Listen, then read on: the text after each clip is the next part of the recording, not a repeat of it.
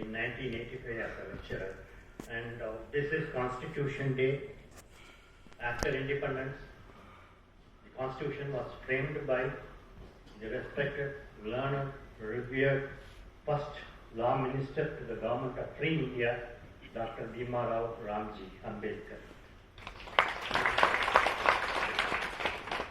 No other person can symbolize all virtues a human can possess like Dr. Ambedkar.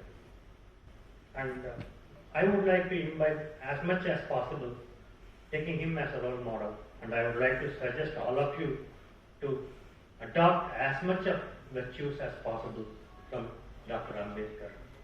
And the freedom was earned with very great difficulty and hardships put forward.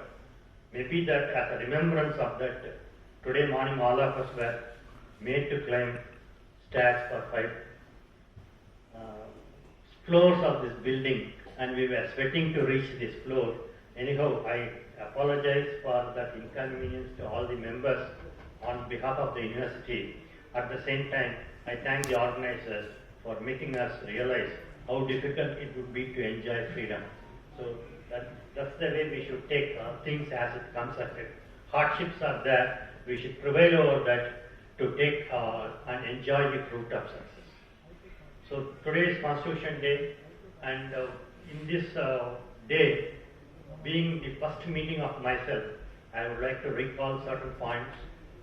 So this Annamalai University, and I am very much thankful to MLA and syndicate member for remembering me that this our sonar Annamalai project Tamil Nadu India vocation.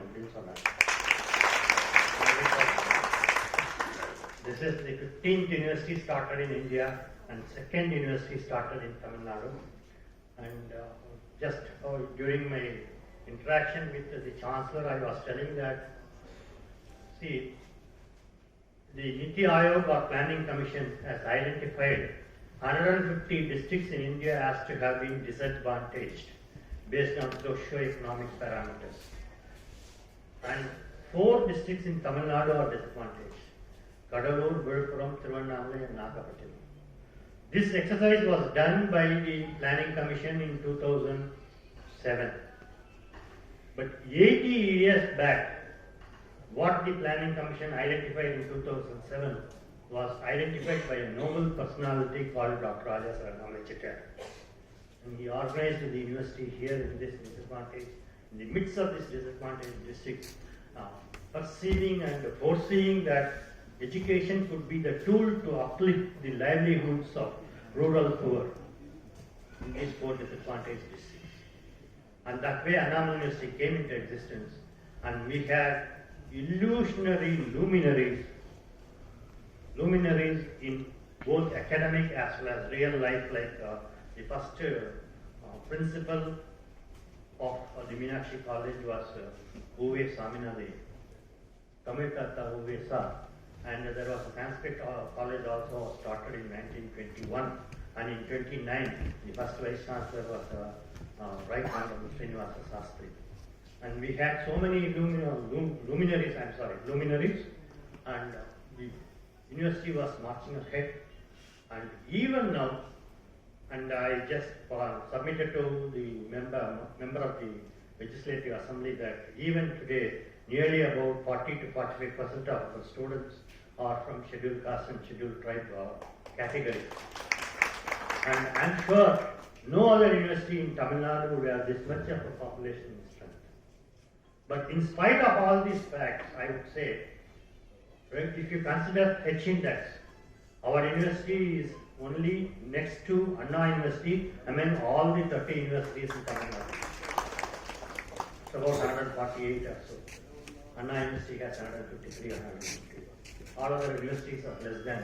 And this point I am submitting to you to consider and pick up, and also to the member of the Legislative Assembly and member of the Parliament, to project as and when possible and wherever it is needed. So we are not lagging behind in academics. We are very strong in academics. And if you take, for example, NIRF ranking also among the 22 state universities, Tamil Nadu is only 5th among the 22. 17 universities are behind us. And no other university is having such a disadvantaged location as Annam University has. So this is the way Annam University is proceeding, and I would like to say the only thing is we need to remove the barrier from our minds that we are inferior and we are lagging and we are under crisis. There need not be any constraint, there need not be any sort of inhibition that we are not competent, we are lagging behind, and we are less only to Anna University or IITs or anything. And I was making a submission, I was just referring to H-index to one of the highest authorities of the university, and he referred back, see, talking about H-index is okay, but it refers to quantity, but you talk about quality, he was asking me. Then I said, sir, it's not only transcriptional research that we do in Annamalai University, we also do translational research, and we have done so much to the farmers, and our manufacturing engineering department is serving the Defense Research and Development Organization. That way, we are translating many of our research findings to the end user rather than any other university.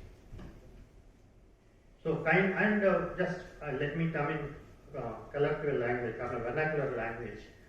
ஒரு தரம் வந்து Tamil Nadu state level school science competition நடந்தது. அந்த Tamil Nadu state level science காம்படிஷனில் school சில்ட்ரனுக்கு health agriculture and ஃபுட்டுங்கிற டைட்டிலுக்கு என்னை ஜட்ஜாக கூப்பிட்டுருந்தாங்க state level competition. And I was going through the stalls, and children from urban centers like Chennai or Coimbatore or Madurai or Trichy, they had so many stalls, but none of them were very much impressive. எதுவுமே அவ்வளோ இம்ப்ரெசிவாக இல்லை.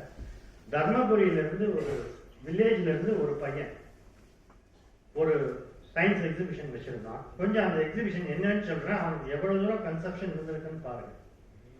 இந்த blind people வந்து ஸ்கூலில் தண்ணி குடிக்கும் பொழுது டம்ளரில் தண்ணி நிரம்பிடுச்சான்னு தொட்டு பார்த்து குடிப்பாங்க. அப்படி தொட்டு பார்த்து குடிக்கும் பொழுது அந்த தண்ணி கண்டாமினேட் ஆகிடுது. அதனால இந்த பையன் வந்து ஒரு டிவைஸ் பண்ணியிருக்கிறான். பட்டனை ப்ரெஸ் பண்ணால் தண்ணி ஆட்டோமேட்டிக்காக அந்த மேக்னெட்டிக் இதில் டம்ளரில் ஃபில் ஆகும். டம்ளரில் ஃபில் ஆன உடனே எகெயின் ரேடியேஷனில் ஃபில் ஆகிடுச்சுங்கிறத ட்ராக் பண்ணி ஃபில் ஆனோம்னா ஆட்டோமேட்டிக்காக நின்றுடும். இப்படி ஒரு டிவைஸ் அந்த பையன் எக்ஸிபிட் பண்ணியிருந்தான். நான் அந்த பையனை தான் செலக்ட் பண்ணேன். இந்த எபிசோடு எதுக்கு சொல்கிறேன்னு சொன்னால், science, technology, innovation, and any contribution to the society need not necessarily come from urban centers and high strata of the society. It can also come from lower strata of the society. It can also come from rural centers. And that way, the only request what I have now is for our administrators, for our faculty members, we need to generate more enrollment, more revenue to the university so that we become self-sustainable in finance. But for our children, students who are the ultimate ambassadors of the university, please remove any inhibition in your mind if you have that you are from Annamalai University. Annamalai University is a peak of glory earlier and is a peak of academic glory even now. It doesn't have any sort of recession anytime. This is a simple hiccup. Anytime it may arise to any university. Even great universities have had such difficulties. We will tide over that. With that assurance, I am just standing before you in this first meeting of mine. I am happy that I have been given the opportunity of making my presence amidst a galaxy of dignitaries and VIPs. Thank you so much, and I congratulate you all for taking up a career in Annamalai University. Thank you, sir.